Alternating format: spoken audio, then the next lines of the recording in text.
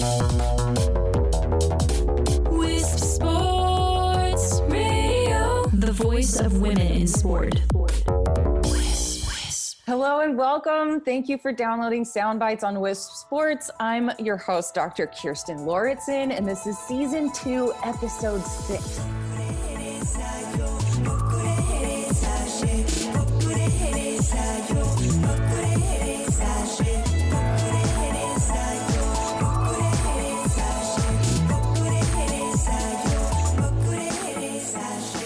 On today's show, we're going to talk about vitamin B9, also known as folate or folic acid, which is something you might have seen on, some of your cereal boxes or on supplements. We're going to discuss the different forms that you've most likely seen. Vitamin B9 is one of those types of supplements that we actually see in fortified foods. So again, talking about like cereals and breads and things like that, you'll see B9 listed usually as folic acid. We're going to talk a lot about that today. So we also are going to talk about why you need it. We're going to talk about what types of symptoms and issues usually come when you have a vitamin B9 deficiency, and then what to look out for when you are choosing vitamin B supplements. Also, another reason why we're starting with vitamin B9 in this series of vitamin and mineral deficiencies and highlighting these different vitamins and minerals is because Wisp Sports has a new podcast called Mom's the Word, and it is all about athletes who want to become moms and are moms and just sharing experiences. They're covering so many amazing stories, but also some of the difficulties that can come along with being an athlete and wanting to also have kids, and also just being a woman and some of the just common issues that can come along with that. So definitely make sure to go check out that new podcast. And you're going to hear a lot today about how vitamin B9 is really important when we're looking at pregnancy, postpartum, and all of that. So also just a quick note, we're going to start going through in this next part of this season of Soundbites, we're going to dive into each of the individual vitamins and minerals. Some will directly relate to you as an athlete and your fitness pursuits, but others will just have more to do with just the overall health of your body. So just keep in mind that, perhaps this year has maybe taught all of us a little bit that aside from athletic endeavors, we need to have healthy bodies as well. So today's episode is going to be about B9, and we're going to cover a lot of health-related needs when it comes to that. Cam Ralph-Jones and Sarah Newberry-Moore are two athletes from two countries, one mom and one aspiring mom, coming together to talk about sportswomen and motherhood. Through the voices and interesting stories of current and former athletes in women's sports, we spotlight the challenges and rewards of embarking on the journey of motherhood as an athlete. Find us at Wisp Sports, Mom's the Word, on your Apple Podcasts or anywhere you get your podcasts. Okay, so you'll see vitamin B9 listed in different formats in your foods and supplements. Folic acid is the synthetic form found in supplements and in food fortification.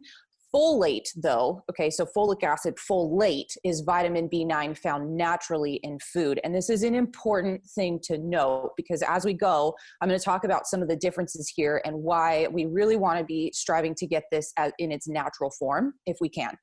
One of the biggest and main benefits of vitamin B9 is the role that it plays in helping with the synthesis of DNA and RNA. So I'm going to spare you without going into another lengthy episode on genetics. We'll just keep in mind that your cells are constantly turning over in different organs. And what you want is for healthy DNA and RNA in order to create those healthy cells. Keeping in mind, right? So like your liver turns over every 2 weeks or so. That's what I mean, is that your body is constantly making new cells and doing different things. And so you want healthy DNA and replication of DNA and RNA for healthy cells. Okay. So also we use vitamin B9 for metabolizing vitamin B12. So that's another kind of correlation there is that sometimes these vitamins and minerals interact with each other in order for us to utilize them efficiently. And then also vitamin B9 is also really necessary for a healthy nervous system and an immune system too. So it's kind of important. So deficiencies in vitamin B9 can usually lead to things like, again, a B12 anemia called megaloblastic anemia. It's basically when our red blood cells start to not they change sizes basically. And then we start to see like fatigue and your red blood cells and then you're not carrying enough oxygen and iron and all of that. So being able to have enough B9 so that B12 can be utilized properly is important. Also, you can see vitamin B9 deficiencies as far as like with depression and anxiety, fatigue. We can also see it with just sort of a general overall confusion or dementia. You may also see a vitamin B9 deficiency show up a little bit like psoriasis and other skin-related conditions and migraine as well. But also, and this is again tying back to Mum's the Word, is B9 can also be related, a B9 deficiency can also be related to things like postpartum depression, birth defects, recurrent miscarriages, also things like age-related macular degeneration, which is where, that's with your eyes, and then also osteoporosis and several others. So B9 is kind of one of those things that's kind of all over the body, but it's clearly implicated in a lot of different areas. There's a couple of medications across the board that can lead to a vitamin B9 deficiency, and I'm definitely not going to cover them all here, but some of them can include things like methotrexate, which I've learned recently is a low-dose chemotherapy drug, which they will sometimes use in cases of pregnancy when it shows up in the fallopian tube, which is where it's not supposed to be, and that's called an ectopic pregnancy. And one of the things they'll do if you don't want to get surgery for that is they'll give you something like methotrexate, but that can lead to vitamin B9 deficiency. So if you've gone through that, that might be something you want to look into. Also, things like oral contraceptives and others, which we've covered in a previous episode, but oral contraceptives can lead to just vitamin deficiencies across the board. So you might want to take a look and make sure if you've been on oral contraceptives or birth control for a while, that if you have any kind of creeping up different types of symptoms, you may want to just check in and see what your vitamin and mineral levels are at. Okay. When you're looking at supplements, we're moving right along here. You're potentially going to see things like folic acid listed. You might see folate. You also might see things like methylfolate or methyl-tetrahydrofolate. Lots of different words, but basically what should you be looking for? Well, we're gonna dive in a little bit to a history lesson on folic acid. So back in 1998, we started fortifying foods with folic acid because of neural tube defects that were becoming really, really common in infants. What they found is that folic acid can actually help to prevent this neural tube defect. And what happens basically, and this is why, so between the 17th and 30th day after conception, so that's literally 4 to 6 weeks after you conceive, the neural tube forms in the embryo, which is that developing baby, and then it closes. So basically, before a mom even necessarily knows in many cases that she is pregnant, that neural tube has already started to form and it will close usually by the time that you know. And that neural tube later turns into things like the spinal cord, the spine, the brain, and the skull. So that's a really, really important piece, right, of an infant and of a human being. So what they were seeing is that they were seeing so many issues with neural tube defects that they just started fortifying foods. And that, for the most part, cleared it all up because people were getting it from their diet, which they should have been getting, but they weren't. So that was great. And they were able to cover that. And also keep in mind, too, that with the neural tube anyway, vitamin B9, it only is effective as far as the neural tube goes up until it closes. It's not worth cramming a bunch of vitamin B9 or folic acid into the system after it's already closed. It is obviously very helpful for other benefits for the mom and also for the growing baby as well, as far as their immune system and as far as other neurological aspects. But generally for the neural tube, it's not going to be more effective if you cram a bunch more in after it's already closed. So just making sure that you're eating enough of different types of foods that have B9 in them would be important if you are planning on getting pregnant or if, there's any possible chance that you could be. But here's also, I get the follow-up to this. So the issue is that folic acid, although it is helpful for these neural tube defects, which, keeping in mind, if you had enough folate, or if you had enough of these different of B9 just in its forms, that would be enough, right, to help. But they just chose to put it in as folic acid because it's a synthetic form, which means they can fortify it in foods. But folic acid has to go through a lot of different metabolic processes to be able to use it properly in the body. So one particular very necessary enzyme is called MTHFR, and that's for short. I'm not going to go into the long name on that. But there are some people who genetically have issues with this particular enzyme. So in order to get folic acid into a form that you can use, we have to use that enzyme to get to that point.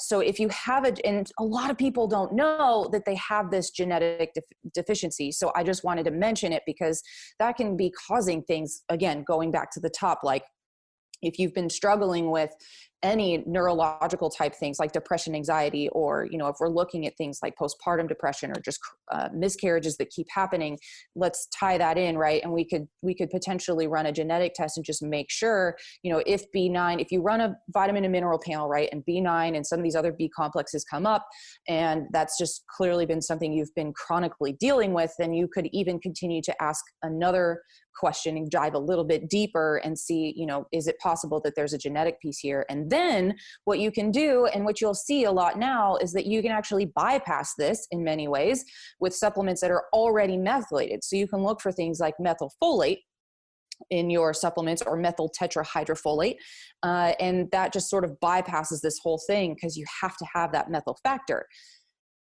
And then this leads to this next point, which is that when we have folic acid floating around in its form as folic acid, so not methylfolate, not folate, not methyl-tetrahydrofolate, not all those words, just as it is as folic acid in its synthetic form, this can lead to what we've been finding, and I have a couple of research articles that we're going to talk about briefly here, is that this has been one of the consequences in some ways of putting folic acid in its synthetic form and fortifying foods, is that it can potentially lead to things like cancer later on. So again, I'm going to reference at the end different types of foods that you can get folate naturally from, that are, whole foods like veggies and fruits and things like that.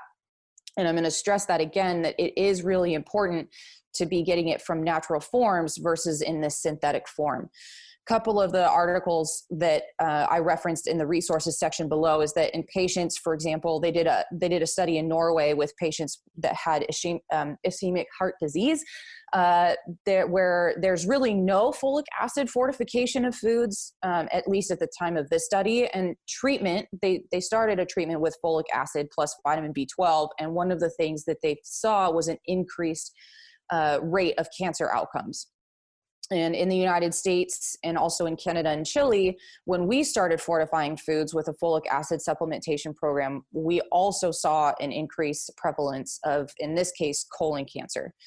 Another article that I referenced also below is that in postmenopausal women, one of the things that they found was unmetabolized folic acid in the blood is associated with reduced natural killer cell cytotoxicity. And essentially what that just means is that natural killer cells, they really matter because they can help to eliminate tumor and cancer cells. So it's just another perspective and a possibility behind why we saw an increase in cancer with folic acid fortification. If you're taking out, those cells, and that's their primary job, and you're making them toxic so they can't do their job, that's potentially another reason why we saw an increase in tumors and in cancer. So the point of this is that folic acid was helpful for, preventing neural tube defects, but if we can get it in its natural form so that the body can actually utilize it, break it down, turn it into methylfolate, then as it circulates through, the body will be able to use it. What we don't want is to see unmetabolized folic acid floating through the body.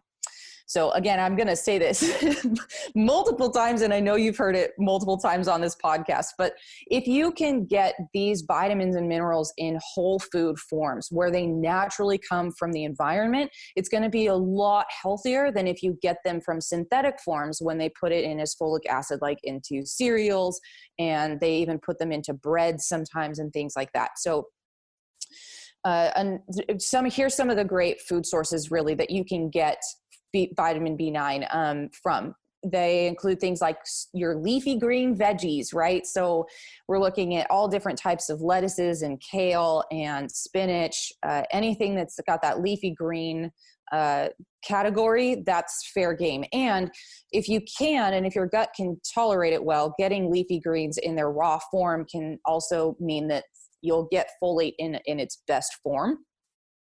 Also, you can get it from things like legumes. So lots of different types of beans. You can get it from citrus fruits, and you can also get it from beets. And you'll also see it in its natural form in whole grains, even though they still, so the problem I think with some of the processing of foods was that with white breads and things like that became so popular is that they basically took refined white flour, they took all the nutrients out of it, and then they had to put nutrients back in. So they put them in as this synthetic form. And then that's, again, why we were seeing so many issues down the line. So if you can get it like whole grains in their natural form, you're going to get a much better source of folate. Okay. So actually that's our episode for now. We're keeping it nice and brief today, but that's the benefit and a couple of the benefits of vitamin B9. And also some, if you listen to some of the list of some of the symptoms and chronic illnesses and things like that can be associated with vitamin B9, now you might be able to look and see if that might be a factor for you. If you are curious and you'd like to see some of the links as far as some of the research that I talked about, we have a link below for the references. This is all on wispsports.com. Please make sure to follow Wisp Sports on all social media channels and make sure to share this episode with anyone you think may love it. Also, don't forget to check out that Mum's the Word podcast. That it's just a great resource if any of the things here as far as pregnancy or anything related to being a mom postpartum is something that you're interested in. Please go check that out. You can also follow me at Dr. Kirstin on Facebook and Instagram, and you can also find me at drkirstin.com. If you'd like to reach us with any comments or questions about this episode, you can at info@wispsports.com. You can always leave a direct message with us over on social media as well. Thank you for listening, and I'll be back in a few weeks with another breakdown of a specific vitamin or mineral. Take care.